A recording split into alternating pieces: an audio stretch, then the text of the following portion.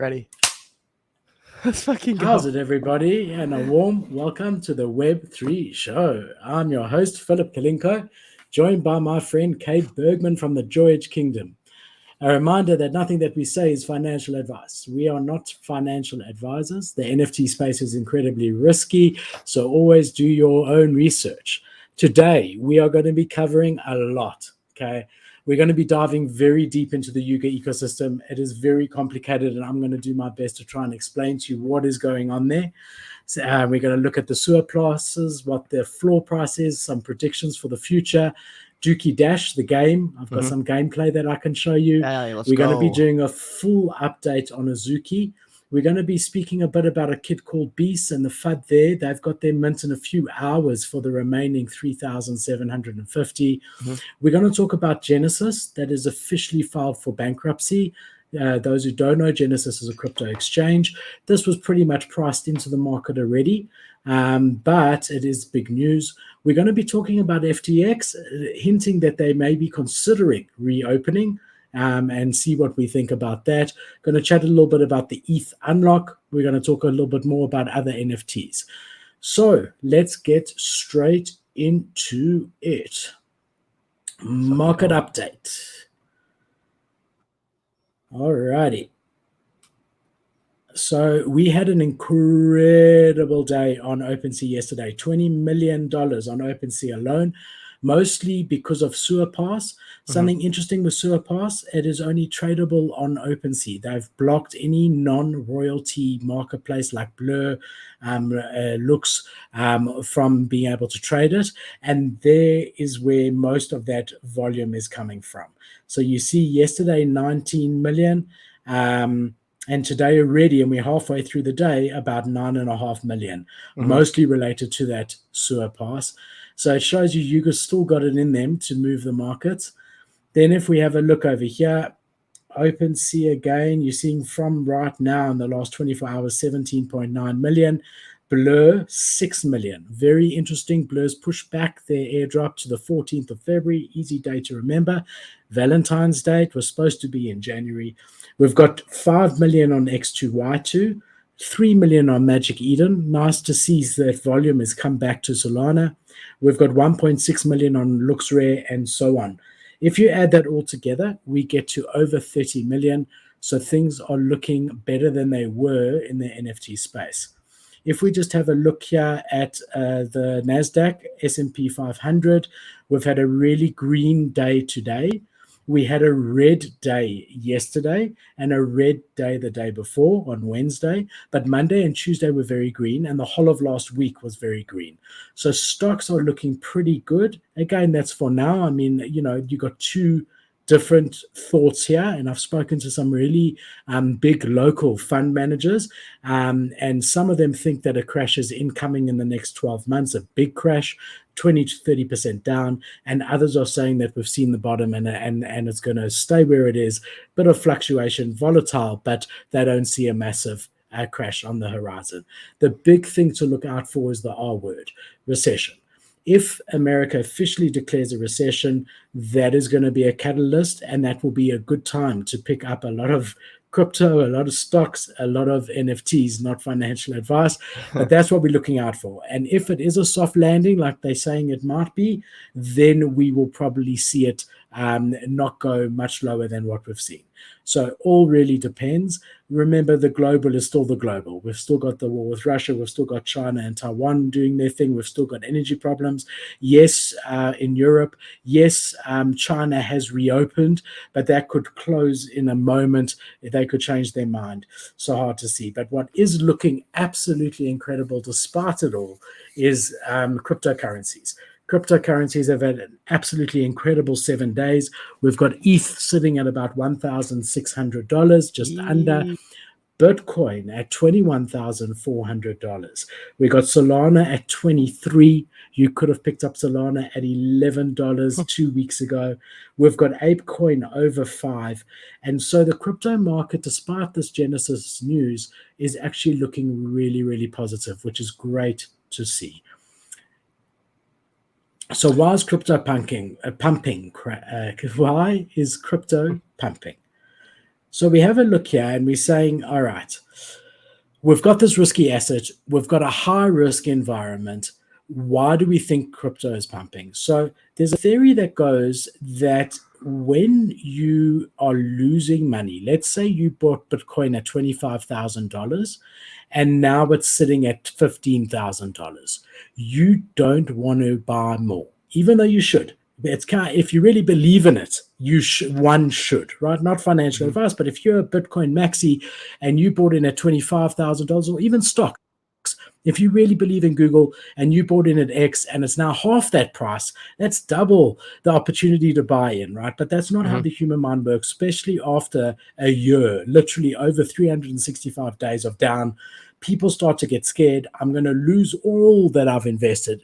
And they're definitely not going to invest more. Some of them pull out at a loss. Others keep money in and wait for it to get to where they paid. Now, the interesting thing with Bitcoin is that $19 is that inflection, $19,000 is that inflection point. If you look at the average price that all the holders have paid, that is $19,000. So once we get over 19,000 and a bit of change, a bit more than $19,000, more holders are in green than in red. And then they start to think, wow, this might go to 60, 70, 80,000 like it did before. And they're comfortable to buy in again because they're not in a loss situation. And the other interesting thing with Bitcoin specifically is that only 10 to 15% of the supply is actually in trade, meaning the rest people have got it locked away and have never traded it. So it really is a diamond-handed asset. And we've hit that inflection point of 19 whatever and stayed above it and closed above it, that people are now looking like they in that profit and feeling like they're in the profit and ready to invest again. So that's one interesting view on it. Bro, I bought some. I think I've bought some NFTs even. Like I've definitely felt the like I know if I've felt the need to buy JPEGs again, then there are DJs out there flipping JPEGs all night long, all over again. Abandoned all thoughts of taking profits once again. Abandoned all thoughts of proper trading, like everyone said they were gonna do in practice in the bear market. If we even got a relief pump, everyone would take profits. It seems that everyone's over allocated, over leveraged again.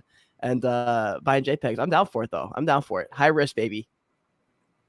Yeah, look, I'm still very selective at this point. I'm not buying in too much at this point of time. But I'm definitely watching it for entries. I'm personally, and this is just me, I'm personally of the mindset that we've got a leg down to go on everything, on stocks, on crypto, on NFT.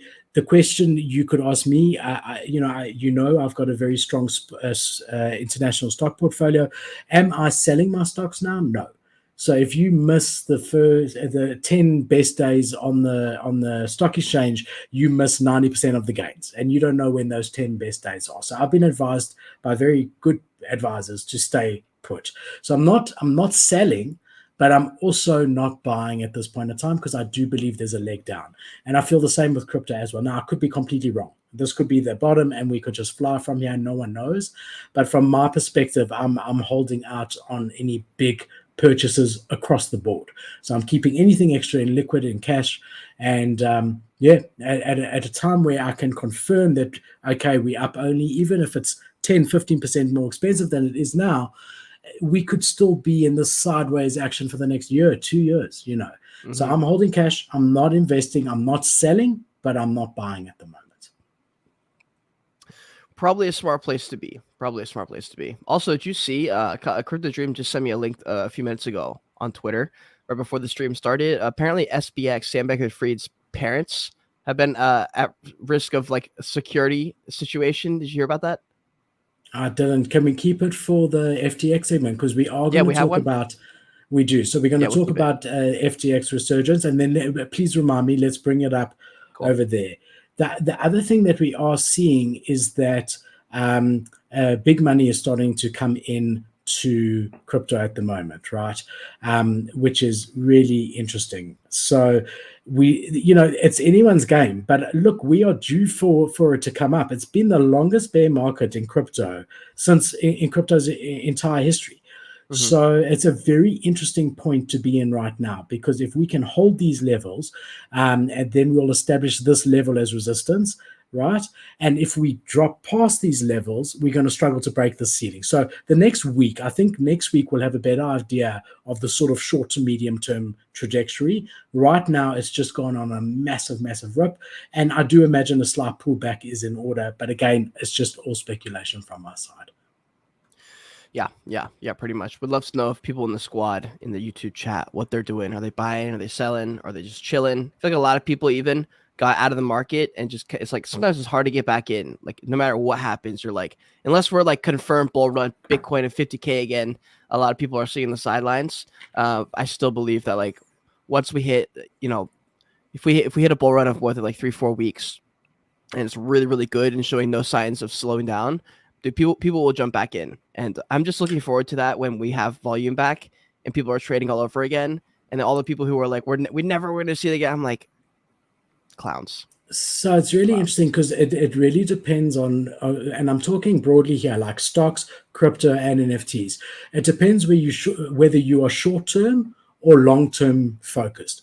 If you're thinking about the next 5 to 10 years, now's a good time to buy everything across the board. Not financial advice, but good time to buy stocks. They're not the absolute bottom, but they're close enough, like good stocks. Good time to buy crypto. Again, not the absolute bottom, but close enough. And good time to buy blue chip NFTs. Park your money in there. You're happy to have it sitting there for 3 to 5 years. And as long as they're good companies and projects, I think you will do well. If you're going to need that liquidity or you're trying to short-term trade, that's a different story. So I think there has to be that understanding. The other thing is that we do know that when crypto is ripping, so not stable, so like in the last week and a half, it's gone from 1,300 to 1,600. That means it's not stable. NFT prices get jittery because guys start to think, wow, this is, even though it's still the same floor price, it's now 30% more from an ETH perspective, and they start selling. So the best environment for trading NFTs is when Ethereum is stable. So like it was when it was sitting at 1,300 for the last month, and we did see that mini bull market. That's the prime condition. Now when it's like this, people don't know, it's going up and down, they're scared. So it's very interesting. It's an interesting dynamic to be in. But yeah, it does depend whether you're short, medium, or long-term focused. True. All right, let's get into the exciting stuff. NFTs, boy. I mean, that's what we're here for. I've got a lot of NFT content today. Let's get straight into it. So let's start with what's trending, and that's going to take us into a couple of projects. So if we have a look on the NFT side, what's been trending, we have top of the last 24 hours is the sewer pass. In the last 24 hours, they have done 4,637 Ethereum in volume. Their current floor price is 1.94. It went as low as 1 ETH. We're going to look at that now. OpenSea alone in the last 24 hours has made $500,000 just on their percentage of the royalty. Second to that, we have Bored Ape Kennel Club. Guys don't know whether to hold or buy or sell because we know it is part of what's happening now. It is going to be part of some of the later stages of this, and we're going to talk in detail about it. But they were sitting at 11. They're now at 7.6. But again, Ethereum has increased 25%. We've got number 3, the memes by 6529. And a nice art project, notable influence in the space, 6529, getting a lot of attention, really quite an interesting project. We've got a kid called Beast, which we're going to talk about. And Kate, when we get there, we're going to talk about your experience. We got Mutant Apes really taking a knock, sitting at 14.89 Ethereum. Bored Ape Yacht Club, I did, yeah. Bored Ape Yacht Club sitting at, but I want to buy back in at some stage when it gets to the right price. Bored Ape Yacht Club sitting at 71.56. Other deeds at 1.3. Clone X, my dear friends, are really struggling at 5.49. Trump Digital trading cards have 2x, and we're going to talk about that. I've got a segment on that today. Now sitting at 0.3. They were as low as 0.15. And Mutant Hounds, which we've been hearing a lot about, no relation to Bored Ape Yacht Club ecosystem, is sitting at half an ETH. They were sitting all the way at 2 ETH a week ago. So that is your top 10. Yep. Hasbulla NFT, baby.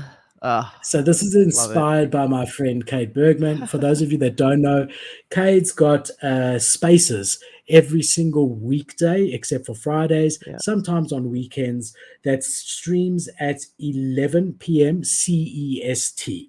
So a really cool spaces. I joined him yesterday, wanted to give him a bit of support. And the big story was Hasbulla. I wasn't going to talk about it, but Kate asked me to look into it to see if he should buy in at 0.18. So I started looking into the volume and I thought, okay, well, let's look at it together with our viewers and let's see where it's at now. Was my advice good? My advice was not to buy in. Good call. And Kate, did you listen to Philip?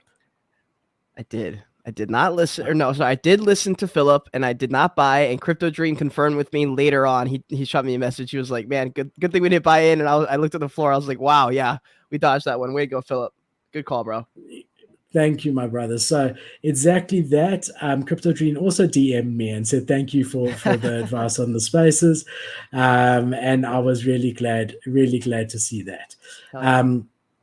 We got a new member. I don't really know what that means because Crypto Dream was already one of my members. Maybe he updated his membership. Ooh, Crypto Dream, you got to let me know in the chat what you did there because you were already a member. For those of you that don't know, if you join and become a member, there are a lot of perks, one of which is alpha that I only give to my YouTube members, private chat in my Discord, advice from me, and many other things. So look into it if you are interested. All right, so the interesting thing here, we've seen just under 1,000 Ethereum in volume on this collection, Hasbulla. It's a 10,000 NFT collection. We've got a unique owner ratio of 30%, which is always a red flag, or not a red flag, but worrying when you want to buy into a project. I usually like it to be closer to 45, 50%, but it is common when you can mint more than one to have new collections with this unique owner ratio. A lot of people max minted 3. Exactly. So you could mint 3. So a lot of people did. We've also seen some guys sweeping the floor, whether that's the team themselves or not. Who knows? Gotta be. Whether this has legs or not, also who knows? I mean, there's nothing really hugely notable. It's everyone loves the Hasbulla meme, and they've taken advantage of that. It's just pumping at the moment, or has been pumping. So I thought we would cover it. And if you have a look at the activity, this is all time. So it was minted just under a day and a half ago. And then we see OpenSea Ragas. Just even on OpenSea Analytics, why did I say to you yesterday, Kate, like don't buy in? What was I saying? I was looking at the buy walls versus the sell walls. So how many sales a minute were there? And at that time, there were 5 to 10 sales a minute. How many listings a minute were there? And what were the listing walls? So a sell wall of these things here, we can see that we've got 9 people. Let's just go back there. So 14 listings between 0.08 and 0.09. We've got 64 listings between 0.09 and 0.1. So just there alone, you've got 88 listings over there. Then you go to sales, and you say, which it's rugged me on, and you say, okay, how many sales are there? So there were 4 sales a minute there, 5, 6. So in the last 5 minutes, there'd been about 10 sales. So if it carries on that rate, where there's 10 sales a minute, and we would also look at how many listings there are per minute, but you're typically going to expect it to continue going down because there's 60 that need to be sold in order to get to the next price range over here. Very few offers lower down, and you are seeing that more people are selling than buying at the moment. But remember, it will hit a point where people will buy in again in much higher volume. What that level is, no one can tell you for sure.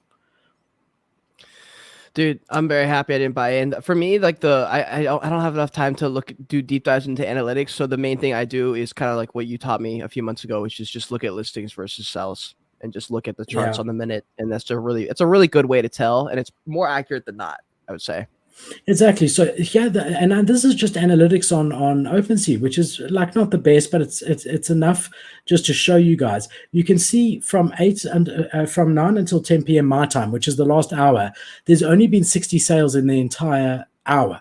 The hour before there was a lot more, 144. So sales are slowing down. And remember, we've got those 60 listings. that even if no one else lists, there's 60 listings that will take it 0.01 up.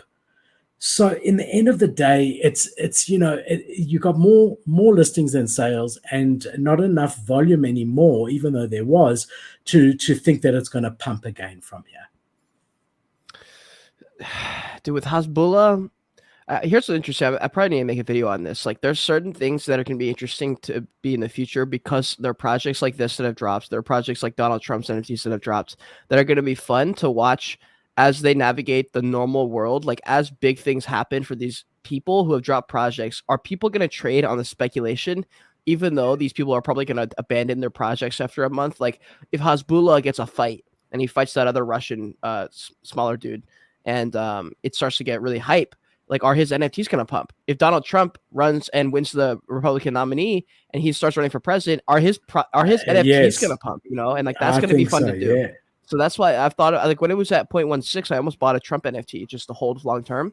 And I was like, nah, it'll go down again. And then it did a 2x overnight. I did the exact same thing. I was also looking at it, and I did exactly what you just said. Damn. I also didn't buy, and I was also thinking, look, long term, there's historical value. I mean, how many US presidents are going to launch NFT collections? Exactly. I want to show you something here. So I went on to Hasbulla, and I'm doing this live. And Kate, like, please do let me know what more you know about it. I mean, do you know anything about the team over here?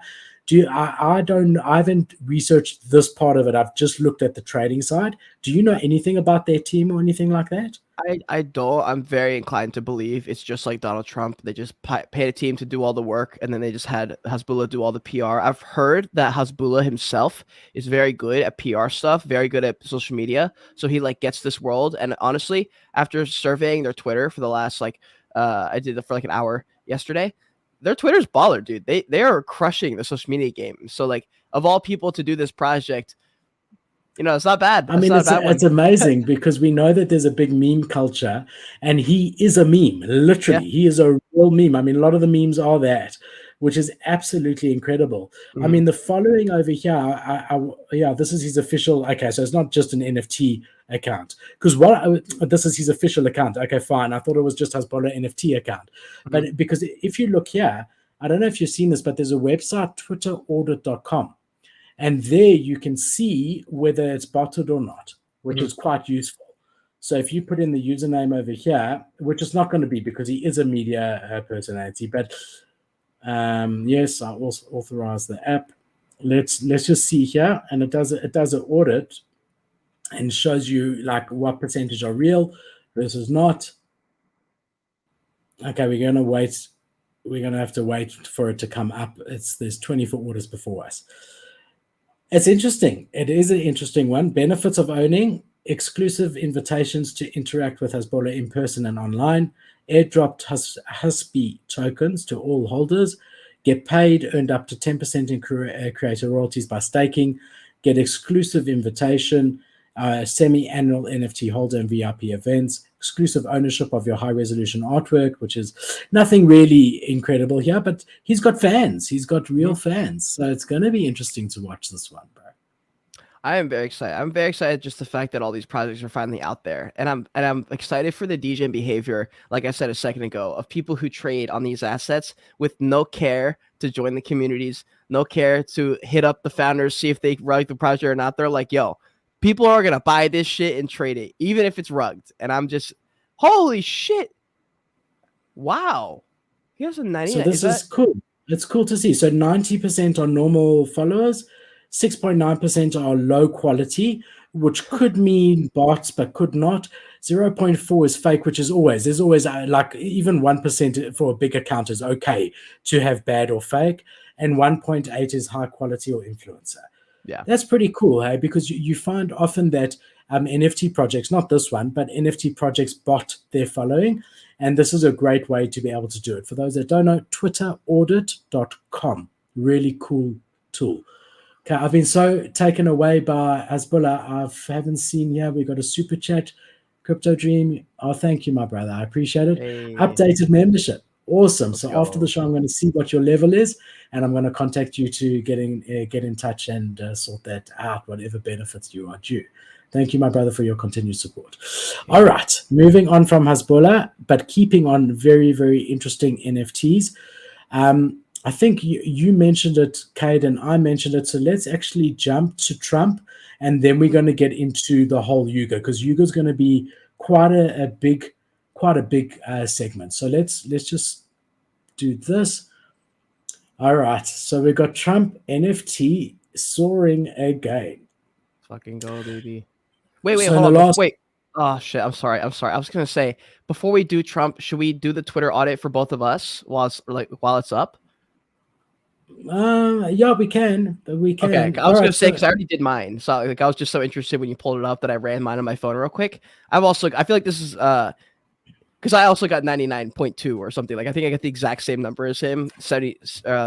So what? I don't know exactly his numbers for like how it was spread out, but mine is 7.6% high quality / influencer, 50% normal, 40% low quality. So I don't know. I guess that means probably because most of my followers disappeared when the market crashed. I assume that's probably all Web3 people, people who are. I mean, I don't know about your Discord, but like Discord is dead as fuck in 98% of my Discords. Even my own Discord is dead compared to the bull market. Quiet. Yeah. Bro, it's not letting me do a second one, so you can do one free. Okay. I have done mine before, and it's also the same. Like 0.02% are fake, and then the rest real. So True. All right, hold on. Let's go back. All right, so Trump NFTs are soaring. In the last, let's say, 48 hours, we've seen them 2x. This is linked to the fact that he released a secondary collection of the Trump prizes. So here you guaranteed of these prizes. So obviously anyone who won from the original NFT collection got airdropped their prize, and now they can list it freely on OpenSea. Mm-hmm. So for 0.05 Ethereum, you can get a guaranteed group Zoom with President Trump. Now there's going to be, I think, 1,000 of these when I checked. Let's just have a look here. So you can look at the prize. Yeah, so 1,600 people are going to get a group Zoom with Trump. Knowing Trump, I would imagine that he does everyone at once, but I could be wrong. Yeah, I mean, 1,600 people. Is that even possible? I don't know. That's funny. Then you get, there's 228 of the book, hardcover copy of Our Journey signed by him. Then there's 121 of a gala dinner. Now that's pretty cheap, 0.7 to be at one of these gala dinners. I mean, I think tickets for that can go hundreds of thousands of dollars, bro. I was gonna say that's really fucking cheap, actually. Yeah. So I mean, interesting to watch this and see what happens with it. 11 meet and greets. I'm going to be interested to see what this is at. That's still not bad, bro. That's still really fucking cheap. That's not bad, brother. To meet the former president, you pay 5 ETH. That's really good. That's really not bad. I mean, you and I have spent 5 ETH on pictures of rats in the bull market. Yeah, it's true. Yeah, it's true. The funniest thing is the most expensive, it's not even for sale, is an autograph photo of him. So more people would prefer an autograph photo of him than would to actually meet him. I mean, I'd love to meet him. Did you see someone sold one of those for 0.25 ETH? Yeah, just now. I saw. But these were also going. I mean, here one was sold for 1 Ethereum for the meet and greet. I mean, that's absolutely crazy. But let's just go back to his main collection over here. So look, I mean, he's not wasting time in delivering the value that he said he was going to deliver. Not wasting any time at all. You can see the prizes are already out. OpenSea is rugging us, bro. Rugging us. I was going to say, two things. One, OpenSea has been fucking up big time the past 3 weeks, but also I think they can't handle the amount of volume that they've had because they fired everybody. But I was going to say for the Trump NFTs, dude, I know everyone was talking shit, and I know even though they crashed hard after they pumped for a few days there, I still hold my same opinion. I'm like, this is still better than most projects we've seen. They've done more and they've communicated more, even though they had a weird, team that minted it. Donald Trump was sort of in charge, but not really, and it sort of is, sort of isn't. But I'm like, look, fam, I mean, it's not bad, dude. I mean, the art's really, really cringy, but shit. I don't know. I think, yeah. I mean, look, again, I think it's got historical value. I really do, personally. I think there's historical significance. How often do you get to buy? I mean, I don't think there'll ever be another ex-president who does this again. I mean, only Trump really can do this. Sleepy And Joe, bro. Sleepy Joe. Drop that project, Joe. Drop that project, Joe. And the thing about Trump, I mean, he got 50 whatever percent of the vote when he won. That's like 30 million people, that love him. I mean, he's got hundreds of millions of followers across all different platforms. So Especially with yeah, Rumble, really, like when Rumble became a thing and people got to keep their audience that they wanted to keep anyway, and got to get rid of all the people that was talking shit and like saying, canceling him and stuff. For them to have Rumble, for Andrew Tate to have Rumble, for Aiden Roth, all these people who are on Rumble who've been canceled on YouTube and stuff, dude, their audience has just grown 70% stronger being out there, dude. It's fucking what's it called? In like the old days back in the day when people would fight wars, guerrilla warfare. I feel like Rumble yeah. is like guerrilla warfare against like YouTube and stuff like that. For sure, man. It's interesting times. I'm just closing tabs as we go because I think also my browser is also struggling and OpenSea is struggling. Okay. Philip, this So is that's my why we're life doing this. every day, by the way, on my show because my Wi-Fi is. I can't for the life of me. I've called Wi-Fi twice. I've had upgrades, and like nothing changes anything. Like the Wi-Fi stays the exact same speed. My stream stays the exact same quality. I can't figure it out, bro. Like if I have more than 12 tabs open, everything about the stream runs like 50% slower, and I'm just sitting here like waiting for stuff to load. So I'll just talk while it's loading, pretending like it's not, and I'm just like, oh God. So I got a new computer over December, moved everything across. It's got like dual SSD hard drives. It's got like the latest i7 chip, Okay, and all it's right, got relax. Just like relax. Just relax. 64 gigabytes of RAM. So it shouldn't be doing it. It's only doing it on Yeah. OpenSea. I especially got it for streaming. Okay. But yeah, just in case it is the tabs or whatever, I'm closing them. So I can't wait to get into Dookey Dash Sewer Pass. Before we do, I want to look at one more project, a kid called Beast. So yeah, we got a kid called Beast. Cade made money on it, and he is so upset about it. I had whitelist. I slept through the whitelist because I'm now almost 40 years old and I've got to be in bed by 11 p.m. during the week, and woke up and my whitelist was gone. And, and I thought to myself, I should have stayed up that extra half an hour. It was literally half an hour. No. Kate, you tell us your story first. Well, I could not mint, so you would have been waiting all night for that because it took like 4 or 5 hours before my slot opened up. I didn't get to mint for Oh, a wow. while, Okay, and then my good. friend, and then Good to Devin know. called me. He's like, "Dude, I just minted. Hurry up!" And I was like, "You minted?" He goes, "Yeah." So I tried it 5, 6 times. Didn't work. Didn't work. Didn't work. I almost walked away because I was like, "Wait a second. I feel like I'm gonna get scammed here. Why have I tried to mint this thing 5 times and it's failed all 5 times? I don't know about this." A kid called Beast had zero communication for 2 hours. Nothing from Discord. They closed the Discord. They stopped communication on Twitter. Nobody on the team was on Spaces. Nobody on the entire, like nothing happened. And I thought for sure this project just walked away with. I think what I thought was they had made X amount of money from the mint. They realized they fucked a bunch of stuff up, and they literally just rugged it. That's what my initial thought was. And then I saw them talking a little bit about it. I thought I was like, okay, maybe it's not dead. Maybe something's just going on. So I stood up with it. Saw some people were minting again. Saw nothing about a rug pull, and I was like, okay, fuck it, fuck it, fuck it, fuck it, fuck it, fuck it, fuck it, fuck it. And I minted, and it was sitting at 0.25 ETH. And I remember being like, wow. Or sorry, it was at 0.7 ETH. 0.7 ETH before everyone got to mint. Basically, a bunch like 2,000 people got to mint. It stopped. It was trading at 0.75. So I was like, holy shit, this is crazy. Oh my God, I'm gonna take a W. And then when I was able to mint, the floor crashed to 0.16. I almost bought one right there. I was so close to buying one, and I was like, you know what? I don't think this is going to work. The founders still aren't talking. Nobody's talking. Nobody's supporting them. This is not going to end well. I know the art's cool. The vibes are cool, but this is not going to work. So I sold at 0.22 ETH, knowing that there was probably room to run, and I probably would drop lower. Like I knew I was just going to have to sell here and just kind of like not worry about it. And I told myself I didn't want to look at the price all day. What instead happened is the moment I sold, I did, in fact, not delete my OpenSea pages. I kept checking OpenSea every 30 minutes for the remainder of the day. So I don't know why I told myself I wasn't going to check the prices, because I did anyway.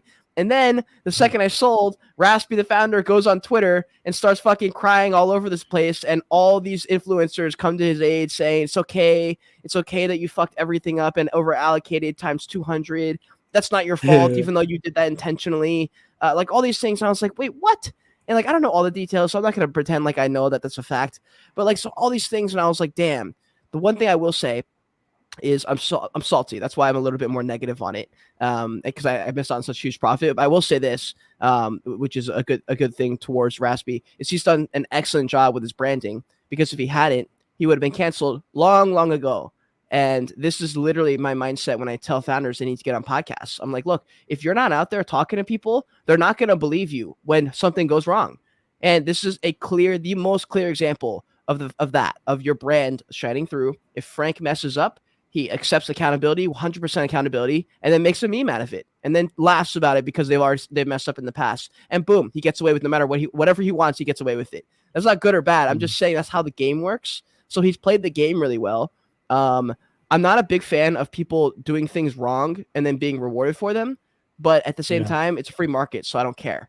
But it's one of those things, man. NFTs are pure degenerate gambling. You could not have called this. Nobody could have called what was going to happen. Nobody could have called that Frank D Gods would pump their WAGMI project to 0.9 ETH. Nobody could have known that crypto Twitter would have been positive first and then led with that into the charge as they jumped into Twitter Spaces, and it was all positive. It could have just as easily been negative. Someone big as an influencer could have called them out, run a big space with 2,000 people in it, and talked mad shit about it, and they would have crashed. That's just not what happened. And that's one of those things. You don't know what was going to happen. I thought it was going to go the opposite way, so I sold, missed out on an extra 4x almost, because my NFT that I minted was like a rare one. So I think my floor was 0.9. FOMO is a real thing. And you clearly having it. Imagine my FOMO. I wasn't able to mint even though I had whitelist. And now the whitelist is gone. For anyone that did have whitelist, there is a pre-mint out now. So they've taken everyone's whitelist away, opened a new pre-mint in their Discord. The mint is going to be in approximately 6 hours from now. So if you previously had whitelist, I would get into their Discord, find that link to the pre-mint or alpha bot, sign up. In another wallet. If it's still, try do it. If it's still open, try and get in, because mint price was what, Kate? 0.07. 0.077. Okay, so almost 0.08, right? Mm-hmm. And the floor is currently at 0.45. Mm-hmm. Let's say that, as people start listing, it goes all the way back to 0.25. You still are guaranteed of making a 3x, Yep. So definitely worth doing it. These guys are influencers in the space to some degree. They've worked on other projects. I like the art. In the end of the day, they should not have over allocated. They're saying it's all because they were botted. Whatever. Yeah, again, whatever you'll believe. But still, you're looking at a project that's 5 days old, that's done 2,400 Ethereum in volume, which is a very decent amount. It's going to be a 10,000 collection. There's currently 6,325. You can see the owner ratio is 50%, which is good.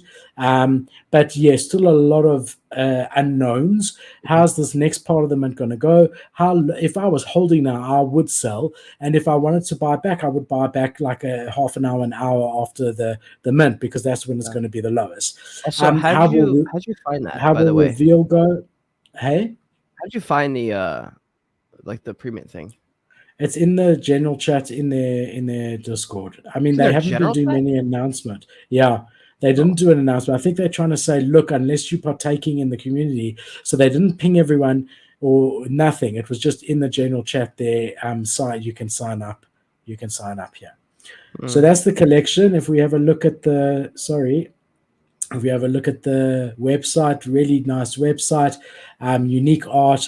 Going to be interesting to see. I do think this has got more chance of longevity than something, degen, but no one really knows where it's going to go and what the intentions of the founders are. But the website's very cool. The artwork's unique. Yeah, so you can see mint is in 6 hours, 41 minutes time. If we jump onto their Twitter, 87,000 followers, good engagement over here. I mean, 2,000 likes, 1,000 retweets. I mean, 19 hours ago, community raffles are starting, 1,000 comments, 10,000 retweets. I mean, Yeah. there's huge interest And in this let me one. clarify. Like, I don't hate the guy. I just don't need him to be praised right now. I don't need people to be jumping on spaces telling him how great he is when he's done nothing yet. He's just dropped the project. You know, it's one of the things where, like, they cry like like when people say like Yuga has done this, I'm like, facts. But when you say like Raspy's done this, I'm like, no, it's not facts. He hasn't. All he's done is dropped a project that was over allocated. He messed up, which is fine. It's okay to mess up. Like it's not a big deal. Like whatever. But don't like come on here and like tell him great job, like no problem. I'm like, no, you chose to over allocate because you didn't want to, because you wanted to mint out. And he was like, people were telling us to drop the supply and all these things. And I'm like, dog, you're taken away from the fact that you just over allocated and you take a massive L, and now you're getting roasted for it. And I don't get the mentality, bro. I just don't get the mentality. They just love the guy. There's definitely some dodgy stuff going on here. Why would someone pay 1.65 Ethereum for unrevealed? No, it's because when you minted, you got to go through a bunch of traits and roll, basically. I left that part out, by the way. So if you're minting this one, you get to go to their website, you get to roll for a specific trait based on which options you choose. There's like 6 options, and it will spit you out a certain trait. The WAGMI way is the floor on that one, so I put it in 0.19. I'm with you. Okay, good. Okay, I'm with you. I see that. That's really, really good. Okay. Wow. All right, so that's not dodgy. Another thing here, compared to when we were looking at, and this is just always short term, but compared to when we were looking to Hasbulla, where you saw that there weren't many offers, here you've got offers in the same price bracket as listings. That's usually bullish, very short term. That there's only 16 listings here, 3 offers. There's not a huge amount of sales happening. A lot of like 4 minutes ago there were 3, 7 minutes ago 3. So it's not a huge amount happening, because people are obviously knowing the price is going to drop when the next 2,750 come out. But yeah, definitely an interesting one. A lot of drama around it, and one to watch for sure. One to watch for sure. Facts. It is facts. Indeed. I'll tell you, it is so hot in South Africa at the moment. Right now. Yeah. In your house right now? No, I've got the windows open. It's not too bad. Just in general, the days have been really hot, like 35 degrees Celsius. It's been hot. Damn, bro. I'm not gonna even pretend like I know what that degrees is in Fahrenheit because I'm in America. Yeah, I also don't know how to convert it. I think it's 2.5. So what's that? 85 Fahrenheit. Yeah, 85, 90 degrees, something like that. Damn. That's tough, dude. I could never. That's why I moved to Washington State, bro. It's never over 60. So look, now we've got Yuga, and Yuga's released this very complicated mechanic, which is going on right now, and I think there's a lot of misconceptions. And I want to try and help give a bit of guidance. I'm by no means the top authority on this, but I have been researching. I have been in quite a few spaces dedicated to this. And, on the one side of it, you can praise them and say, they're doing the first gamified interactive mint in the space. They've always been the first, and good for them, and well done. And I think there's merit in that. The other side of it is, look, this is incredibly complicated. Yes, the average person can understand it, but is the average person going to spend 5 hours that is needed to properly understand it? That's the question. Now, with the game being launched, and we're going to discuss it, and I'm going to show you gameplay, there's currently, when I was checking it, 9,500 people currently playing. So a lot of people are playing into it. Now, the interesting thing that you need to know about the sewer pass specifically is that you do not need a Bored Ape, a Mutant, a Kennel Cub, or any Yuga asset in order to play the Dookey Dash game. All you need is one of these tickets, one of these sewer passes. So these sewer passes were given to holders of those assets, of the Yuga assets, and depending on what assets you had, you would get a different tier sewer pass. The highest tier is tier 4. You needed a Bored Ape and a Kennel Club. The lowest tier is tier 1. You just needed a Mutant. And tier 2 and 3 is in between those two, right? So there's definitely a premium on the higher tiers. So all these green ones are tier 1s. And basically they give you a percentage boost in the game that you can get more points in the game. Now, the winner of the game is going to be one winner, and he's going to win a key. And that key is going to be worth a lot of money because there's only one person who's going to win it. However, everyone who comes in second place, third place, fifth place, 1,000th place is going to get a reward across the board. So as long as you enter the Dookey Gash game, even if you enter it once and get the worst score, you are guaranteed of a reward. Your rarity of that NFT, what will become an NFT, and I'm going to speculate what that's going to be now, your rarity of that is going to differ because you've got a lower score, you'll have a lower rarity, but you're going to win from these sewer passes and playing the games a power supply, and that power supply is going to turn into something. So we saw these sewer passes. You can see there's 20,000 currently available. The mint for sewer passes is still open to Bored Ape Yacht Club and Mutant Ape Yacht Club holders all the way up until the 8th of February. Mm-hmm. So there's still time that this will increase further. If we think that there's 10,000 Bored Apes and 20,000 mutants, there's potentially 30,000 sewer passes that will be minted. Yeah. I imagine it will end up being about 26,000. Right, that's usually the percentage, quite a high percentage, but there's always about 10% or 15% that don't even know they have a Bored Ape in their wallet or whatever the story might be. Yeah. So if we just have a look at the analytics of this collection alone, just looking at the analytics, you've got a 55% unique count. They went all the way down to 1.1 Ethereum. They're currently sitting at 2 ETH. You can see over here that there are listings about 120 to get to 2.1 Ethereum, and the amount of sales in the last hour have been slowing, 8, 24, 29. Yeah. Is going to be interesting to continue watching this, but I think a lot of people think they need a Yuga asset in order to play the game, and they don't yet realize that all they really need is a sewer pass. Yeah. Yep. Dude, can I say this one thing about the sewer pass? I think it's I'm not wait, please, if you don't mind, could you go to the what's the price difference from tiers? You may have said that a second ago, maybe I zoned out, but I don't think you did. What's the price difference? Because people had to buy certain assets to get certain levels of the sewer pass, you said. I wonder if it was worth spending extra 7, 8, 9, 10 ETH on a kettle to get the kennel as a booster. Sure. So your tier 1, let's just say 2 Ethereum. You got one guy's listed at 1929, but the next sells 2. So let's just, and then you pay 10 ETH to get the highest tier. What's the difference in price to the highest tier? Is it 10 ETH?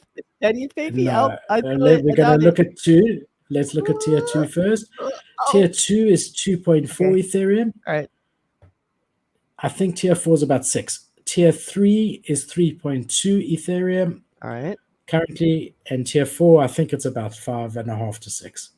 Well, it's gone up. It's 6.1. So do you remember when Memeland dropped and a lot of people, I think you were included in that. A lot of people were saying 10 ETH because of the amount of potatoes it costed to get that should equal captains being about 10 ETH. And I was thinking 5 ETH would be like the top.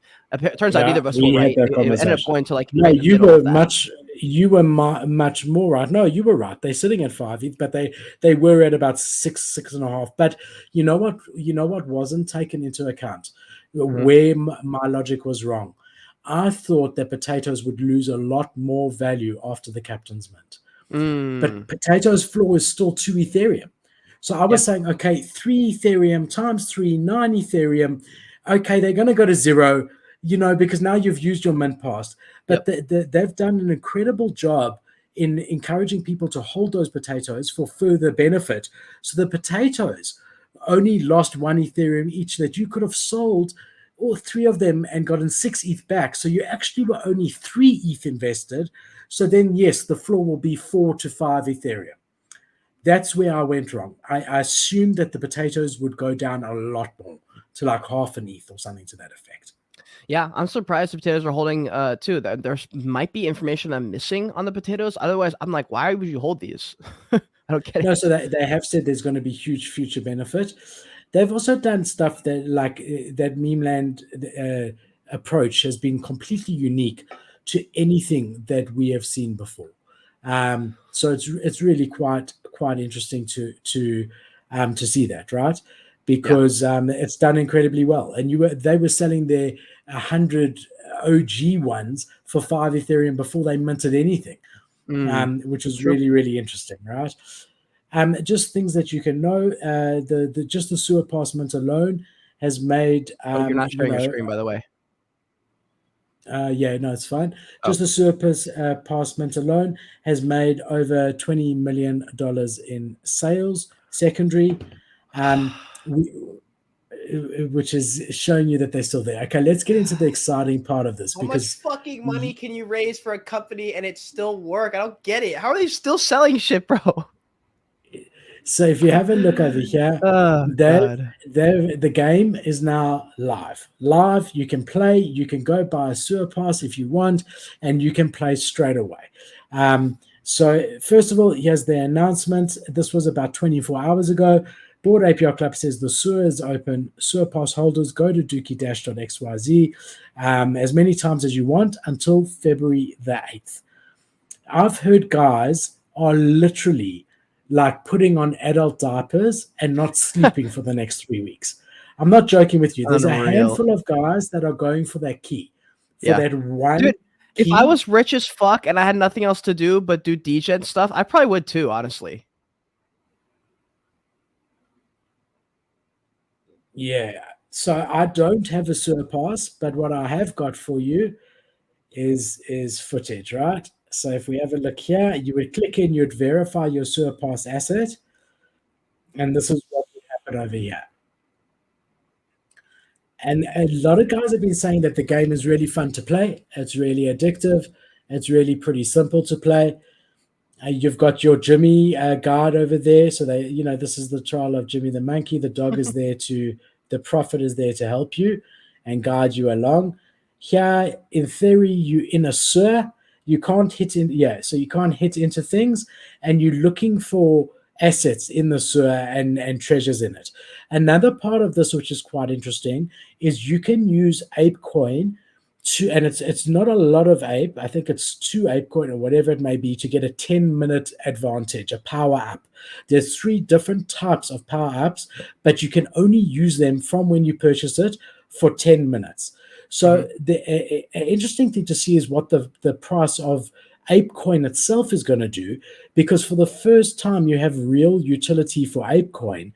And, I imagine as guys get more into this and the top 100 or 200 who are fighting for the top place to get that key would be more than happy to spend a good amount of Ape to do it.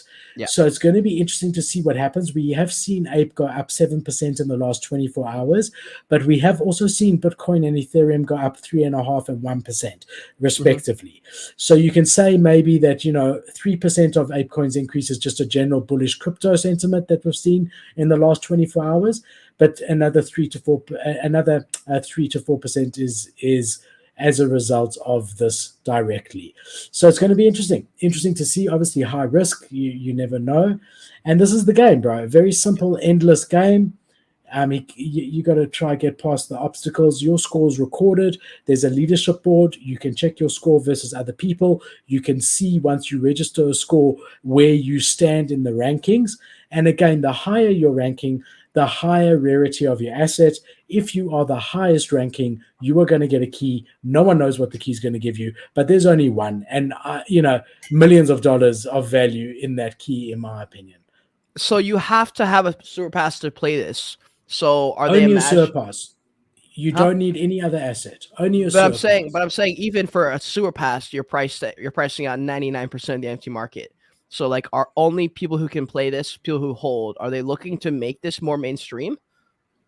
So look, I think you got to understand, if you want to get into the proper Yuga ecosystem, the cheapest asset is a kennel club, because other deed in and of itself is its own animal. Let's leave that out. You've got bored apes, mutants, and kennel clubs. If you want to get into Yuga at the moment, you are going to have to spend 7 Ethereum as it stands right now. Whereas here, these went as low as 1 ETH, they're now 2 ETH. If you spend 2 ETH now, you are guaranteed of some Yuga asset at the end of this gamified thing that goes on. Then after the game ends on the 8th, there's still 4 other stages. And that's when the Kennel Club comes into it, which are before you're going to get to your Mecha apes and Mecha dogs, which is what people are thinking the assets for. And we're going to talk about that as well. So you can get a Yuga asset for 2 Ethereum, which is what, a third of what it will cost to get into the ecosystem otherwise. Yeah. So yes, it is still to some degree unaffordable, but at the same time, it's a lot more affordable than getting a dog. What do you think about passes as NFTs? Do you like the token aspect of it, how it looks like a ticket, or would you rather it be a PFP or an avatar? Like, would you rather it be this Dookey character, or would you rather it be So a this is a ticket to play the game. It's not a permanent. That's going to change into a power supply, which is then finally going to change into an asset, which we're thinking are Mecha Apes and Mecha or Mecha Dogs. What I want to ask you, Kate, is what do you think about the marketing behind this? I mean, here's the top brand in the space. Yes, they're not taking themselves too seriously at all. It's a sewer. You're looking through shit. I mean, literally the key was in the monkey's ass. Okay, Yeah. I personally was like, I don't know, 40-year-old guy. This is a bit juvenile for me. I want to get your opinion as a 24-year-old guy. For the top project in the space, on the one side, they're keeping real to their roots. Everyone knows them as the company that had the bathroom wall where you could draw whatever to begin with. What did you think about how they've gone about this? I just think it's less and less cool every time. Like, no matter what they do, even if it is cool, it's gonna be less cool and less epic every time. So I think that's pretty much just inevitable in general. Just because the Bored Apes and Mutants are like so OG, and then if you can't afford one of those, you get a kennel, and then after that, it's kind of like one of those things that, like, I didn't hear jack shit about the sewer pass, bro. I still have, relatively until today, not heard too much about the game of Dookey Dash at all either. I don't know, man. Like, I feel like the other side really shot them in the ass a little bit. People were like, fuck, man, that one hurt. Like, a lot of people lost a lot of money. It left a bad taste in people's mouths. People say it doesn't matter anymore. They forgot about it, but it did. It's one of those things, like, if you have a But bad the experience difference at a here is restaurant. that the holders of the assets got the sewer passes for free. Yes, Mhm, if you didn't hold any of the assets, you have to buy in now. mhm, But it's a very different experience. I mean, look, I think on the other side they can't win. They do a mint that's open, and the gas war was so bad that it went to mhm. absolute hell. And on the other side here, they're doing an airdrop and tickets, and it's like, I think there's always going to be fun in the space. I just know never to fade Yuga. The famous story when I got my ape airdrop, I sold it immediately at $4.50, and it went to 22 or 25 ETH before the other side launched. So I faded them. The reason I was happy to sell at that particular price was because they were valued at $5 billion. And with the Mm. circulation of Ape Coin, at $4.50, it put them at a $6 billion valuation. So I thought that was fair value. I never expected it to go all the way to 25 ETH. So I've faded them before. I don't have the time to play this game. But again, you can just buy a sewer pass, play the game once, not go for a high score, and get an entry-level Yuga asset. Or you could wait until the game ends. And once the game ends and you're finished with the game, you can then buy it on the secondary, and you don't even have to, you don't have to worry about it. And if you wait a week or two after that, it will be, probably under 2 ETH on the secondary for an entry level with a low score. Yeah. Yeah, I saw Crypto Dream saying he would maybe scrape together 2 ETH to pay for that. I don't think I'm gonna do that yet. I'm trying to pick what projects I want to be buying. Like, I have some liquidity on the side right now to buy. I'm looking at more imposters. I feel like imposters might be a better play for gaming, since I know for a fact I'll be making more gaming content. And I'm like, okay, which NFTs are gonna help me get to that? I think Dookey Dash might. I'm not that stoked about it. And no, I'd if rather it's get into another gaming, ecosystem. then maybe other side, imposters is good. My Pet Hooligan, My Pet yeah, Hooligan, I love, dude. I really fuck with that it's all project. I pretty. want to talk to They're the all guys going to over be there. long-term holds. Games take a long time. Even Yuga, with all their money, nothing has really happened in the last 6 months to a year since the last gameplay on the other side. So the interesting thing here is what are you going to get after all of this, right? And again, this is all speculation. Yuga typically releases information and doesn't give you the full story. But again, this was yesterday. They released this. Now, this is quite interesting because you've got a Bored Ape standing over here, and then he gets a suit and he becomes this. Mm-hmm. And then you've got a dog inside here, and I would imagine this is a coda. And so, what I am thinking is that these assets are wearables. Obviously, that can then be used inside. the other side when it gets there as your Bored Ape, but these are going to be wearables and not assets themselves. Now, I could be completely wrong, but I think it makes sense because I think Yuga doesn't want to dilute the ecosystem. Let's say there's going to be even further. Let's say there's going to be 25,000 sewer passes. Do they want another 25,000 NFTs floating around after this? Sorry, that's a hardy dog. It's a bird in South Africa. It's called a hardy dog. Wait, are you serious? I thought that was your child. Yeah. No. It's a hardy dog. It's your kid running in trying to fuck with you. It's like, Dad, don't buy a 2 ETH NFT. That's going to be a gaming project. It's not going to go anywhere. If one of my children came in, they would be welcome. I would stop talking. I would see what they need. They're such good kids. They would never disturb. They're sleeping. No, that's a hardy dog. And if you look in the middle over here, I will Google hardy dog after this. If you look in the middle, they've got these gold things. Now, I think that's the power sources. So I think what's going to happen, you're going to use your sewer pass. You're going to play, depending on your score, you're going to get a unique power source. Everyone's is different with unique rarity, and that will then be gamified and be turned into some form of wearable. The only question here is what happens if you don't have an ape? And you're paying, and they've opened this up to everyone who has a sewer pass. Why are you going to want a wearable for an ape? So that throws my theory out the window. So not 100% sure. But then we also had Gordon tweet, the skill-based mint is just the start of this journey, and then retweeted this tweet over here. So what do you think, bro? Dude, with Yuga, they're just so fucking risky. They've just spread themselves so thin. Like, I don't know where they're going. I don't know. They just don't have. I think they do, bro. I think they know where they go. They probably do. I just don't see it yet, and I haven't seen enough info and context to their people running the project to know what any of that is. Like right now, we're just following blind faith based on the narrative. But that's how they've always done it, and they've always over-delivered, and they've always done it that way. So anyone that's ever been rewarded for holding Yuga knows that this is the way they do it, and they're not the type to get you excited and let you down. True. I mean, they did it with other side. I mean, they got fucked on the other side, dude. Like, it's one of those things. Like, it's perfect until it just doesn't go right one time, and then everyone fucks. They're like, fuck this guy, fuck this project. I don't know. There might be too much money now in this ecosystem for it to go wrong. I don't know, man. I don't know. This is really interesting. This tweet by Van Shorts. No idea who that is, but look at this. This is from what I just showed you, and on the right here is the 10K TF pass. That's part of the Wagmi shop. And there's definitely, look at the wings. There's definitely a similarity there. We know that 10KTF and Bored Ape Yacht Club have joined. It's going to be interesting. There's been a lot of speculation on what this key is going to get you. But yeah, it is interesting to see that they have, it does look unified to you. That does look similar. Yeah, very it does, interesting. Dude. It does. I think the reason this scares me is because it reminds me so much of Ugaverse.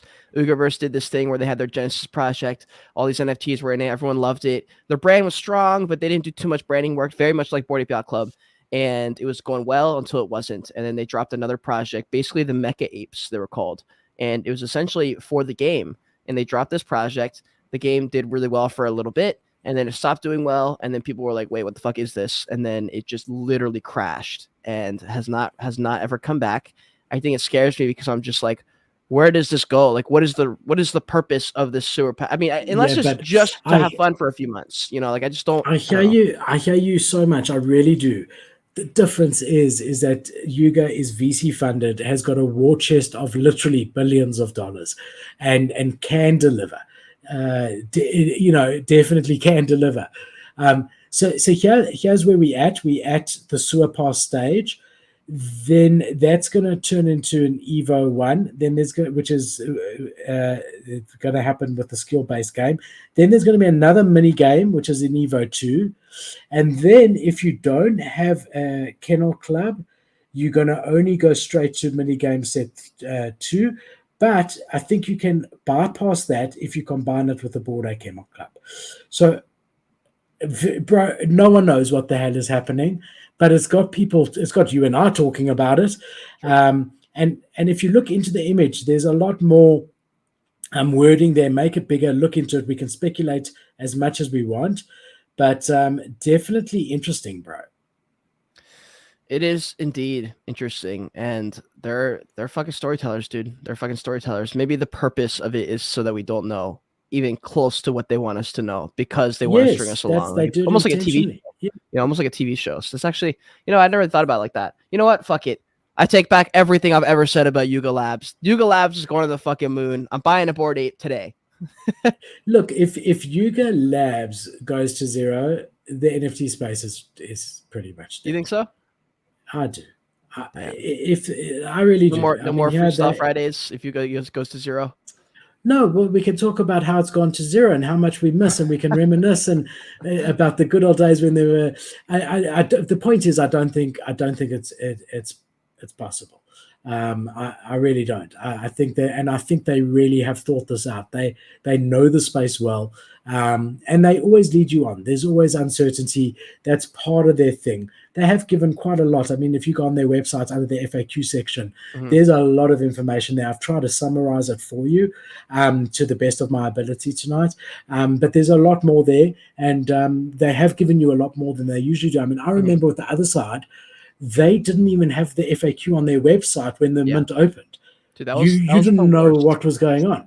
That was the worst, You bro. know, When that happened, I was like, "What is going on?" They dropped the bag the for the other very first the time. other side to it, I was speaking. I was in Benjamin Spaces on Wednesday, and he really knows the Bored Ape Yacht Club Yuga ecosystem better than most people. I think he's one of the leading authorities on it.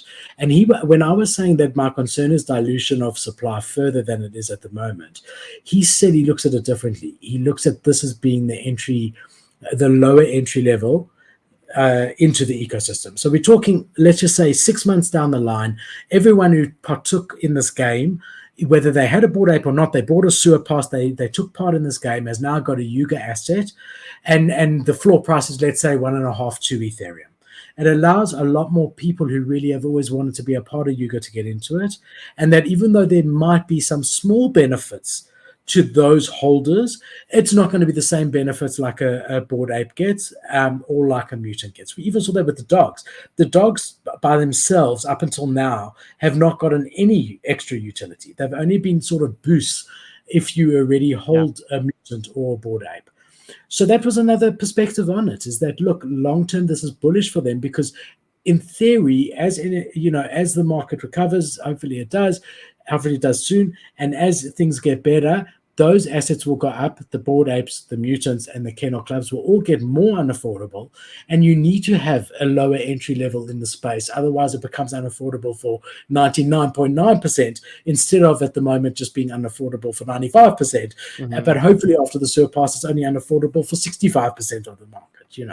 Yeah, man. Yeah, I don't have too much to say other than what I've said about Yuga, but I'm excited to be here, man. Now I've got a much more positive outlook though. After you mentioned the fact that like maybe they're doing it like they're stringing you along like a TV show on purpose. I guess I did think about it like that, but I never intentionally thought about it like that. So now I do kind of have a different lens on it. It's it keeps people interested, and as long as they time their news events correctly, every announcement we're seeing a pump. Like dogs were 6.9, now they're 7.9 because there's a picture of a dog in that picture that was dropped yesterday.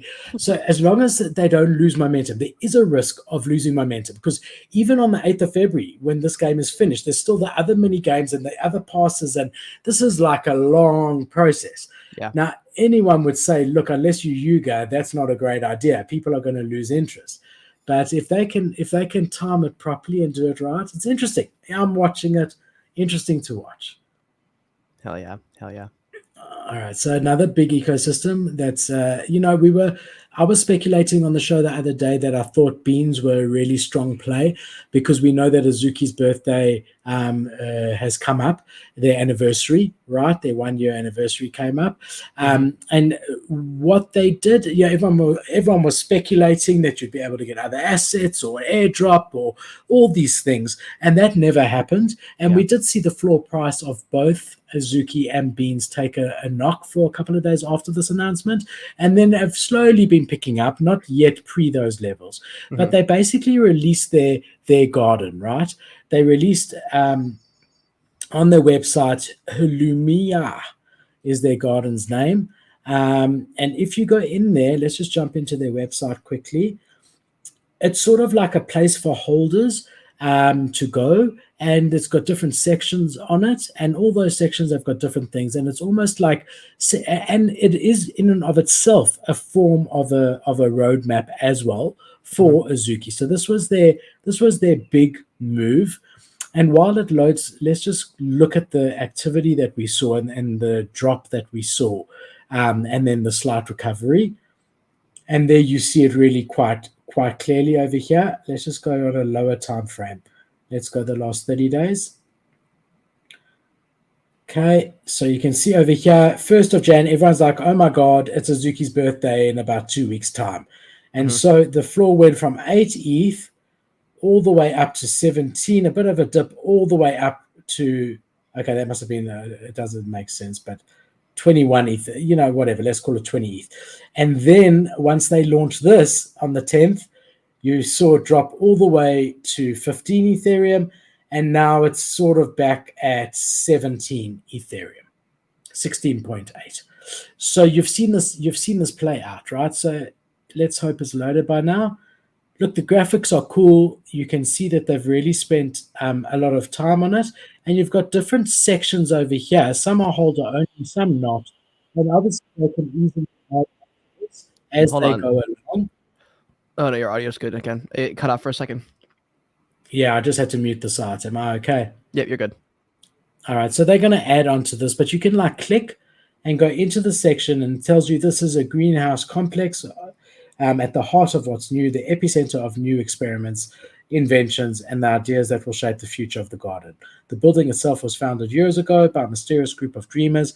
So they're busy gamifying it and creating a hub in sort of, I hate that when that happens, a hub in Web2 where you can go. There's also holder-only sections. And again, a lot of hints as to what's going to be happening in the future from this place over here, you know. Dude, Azuki just be also hitting W's a lot of times. I feel like for so long, I didn't love what had happened with the founder, and I was just like, I think a lot of people wrote him off, but then I feel like it's basically one or the other. You either wrote them off or you're a total Azuki maxi. And I'm starting to become a little bit more of a maxi because they are really nailing all their branding, bro, and they're by far leading the space as an anime project. And hopefully the founder kind of has learned his lessons from past projects and stuff, and is too deep in this at this point to just run away with his tail in between his legs if something goes wrong. So I guess it's good. I still will maintain that anyone who rugs a project, and I think when they get faced with that same kind of adversity, they're just going to run again. So if Azuki fails and takes a massive L and drops to, you know, X floor price much lower than they're at today, if that ever happens and he rugs, I hope nobody's surprised if that ever happened. Look, I'm in exactly the same boat as you. Exactly the same. You know, I was actually a holder at a stage. When it came out, I panic sold out, and I was very upset. It wasn't just, it's not like a rug where they tried something and it never worked. It almost was like a proper rug, like never had any intention. But again, we're now a year down the line. He's still in charge, and they've delivered value. And as you say, they're the leading anime project. They definitely have the storytelling side down, and this adds to that. This launch of this, they've come out with a lot of unique stuff, like, you know, whether it's your taste or not is irrelevant, but the gold skateboards, the gold chains, the other things that only they had done with their unique technology, which is not unique because Clonex had done it before, but their tracking technology, and so on and so forth. So yeah, I think you can only ignore it for so long if you're in the space and say, hold on, you know, again, he's not alone here anymore. There's a whole team. And, you know, even if the guy had to want a rug and leave tomorrow, I don't think the project would end, you know. That one's tough. Yeah, man. Like, I think it's just because anime, like, he picked a really good niche to get in. Of all the different niches you could get in, anime might be the fucking strongest, dude. I don't get it because I've never watched anime like that other than Yu-Gi-Oh! And Pokemon. I don't even know if that counts as real anime, but I've never seen like Dragon Ball Z or anything. But dude, I had just never seen No, but bro, they were doing unique stuff before, like that party where he said, "Check your wallet." No one had done that in that real was life. that was too good. That was too good. You know, and then the clothing came out and it was actually good quality. It wasn't black hoodies, it was jackets, and then the skateboards, and then this. So they've definitely on their own path over here. You know, and that check your wallet thing makes me think of the Super Bowl. You know, those guys doing the Super Bowl sponsor. What's it? Gaku. They're going to be doing NFTs, dropping NFTs at that Super Bowl. Do you know when is the Super Bowl? It's coming up. Hold on. I'm South African, man. It's February 12th. Yeah, February 12th. Okay. Nice. Very cool. I hope I'm not working at that restaurant that day. That would suck. If we look at the beans floor, we've got the exact same story over here. They have recovered since that. They went all the way to 2. They went back to 1.5, and now they're at 1.75. So let's just show you that last 30 days, and you'll see it tracks almost exactly. So on the first, it starts pumping. Okay, pumped the day before actually. So it went from 1.3 ETH there all the way up on the 10th to 2.4. Wow. And then all the way down to 1.5, and now we're at 1.7. More or less, 1.76. So very interesting to see. Yeah, I need to keep up more with the Azuki squad, probably just because I really don't know anything about Azuki. I don't cover them at all. I don't really have an interest in anime projects as much. I don't like the artist. I mean, I think the art's cool. I just don't have an inherent interest in it. Yeah, I think it's important, like you said, the same thing, Clone X art, and I don't take that personally. I mean, I look at a lot of, I've been watching the floor of Clone X. I've got one, but I've been watching the floor of Clone X for a long time to pick up a second one, and I just literally like haven't found one that I vibe with for a long time. The one I have already, I do, but not like 100%, and I'd be happy to pick up another one and at some stage flip one of them and hold a bit. So I'm looking for a better one than mine at the moment. But the point that I'm trying to say is I don't think you have to vibe with the art. It's not only a PFP. It's also an entry into an ecosystem, and you know, in this case, into a company. I don't like care to be in the anime ecosystem. Like that's my issue. No, it's not an anime. You know? That's what I'm saying. It's not an anime ecosystem. It's an NFT project that's innovating in the space. So what about a gold skateboards anime? What about in real life events with cool people that you like as anime? What about, there's nothing about all that stuff that's anime. It's just the PFP is anime, right? Yeah, but but there's other projects doing the exact same thing that just aren't anime that I do like their art more. But that's why if you like what Azuki's doing, who cares what the art looks like? Get in there. I mean, I really don't like pixel art. I really don't. Philip, but what you're saying you're top 5 soccer team. You're like any of them are good. But like it's not. Like I want to support Chelsea though. Like cuz I like Chelsea. I'm not going to just support Liverpool because they're also at the top. You know what I mean? Like that's my mindset. If you've got long-term conviction in the space, then you want to have an asset from the top 5 ecosystems. Same as if you heavily invested in the stock market, you don't just want Google's shares if you love Google, but you also want Amazon, and you also want Facebook, and you also want whatever other tech stocks as well if you're bullish on tech. And so it's the same thing here. It's like, but it's you're not choosing NFTs one. are not the same. The NFTs are like little picture community things, though. Like, I mean, I get that if you're using NFTs as an investment for sure. I just don't. I always look at them like joining little clubs. Like I picked up these a few of these NFTs on this project that who knows if it'll go anywhere. The floor is like, you know, basically nothing. It's like $20 or something. But I fuck with the art and I love the community because it's a snowboarding and ice and like snow sports community, and everyone there's dope. I'd rather join that than another one because I'm gonna fuck with those people way more. Like I don't know anything about anime or Azuki, or I don't even know what those people are about. I just would rather choose those communities because it's never really about investments. If it goes up, dope. I'll sell some that I bought. But you know, that's just I guess I don't look at NFTs but I mean, that way. I'm saying like, you know, either short term is there a flip opportunity, sure, or long term, do I think that they're going to carry on making the right moves that I can sell it for big profit? But it's hard, isn't it? Like if you buy one you don't like for sure. If for me, if I buy an NFT to flip and it's like a ticket, or like for example, or a token pass, and it's like one of those art pieces. Like it's much harder for me to hold with conviction because I genuinely just don't care for the art and I don't care to hold it. I'd rather hold another random PFP that makes me feel happy when I see it. And I think for me, like it's harder. I don't know if other people share that because I feel like I look at NFTs a certain way as a collector, almost like like I'm collecting Yu-Gi-Oh cards or something. And if they go up, then lit, I'll make some money. If not, I don't care. I think that's because I focus so heavy, like weirdly heavy on content, and the NFT is just extra on top of it. I feel like it gives me a somewhat healthy mindset with it. But I don't I don't buy the NFT, and I don't know. I feel like there's such a mix for me with buying it as an investment vehicle and just buying it to be part of the token gated community. I don't know. Yeah, there's a mixture. There's some where I just, I like the community. I like, alpha groups or things like that. There's others where I'm just looking at the potential upside, and there's others I want to hold long term because I believe in it. What do you like, by the way? Which communities do you like that you're just part of that maybe aren't the top projects? Are there any smaller ones or mid-tier ones that you like? So I've always said that Champs has got good alpha. Koshas I also used to be a big part of. And I liked it. Really loved NFT Nate's subscription-based one as well.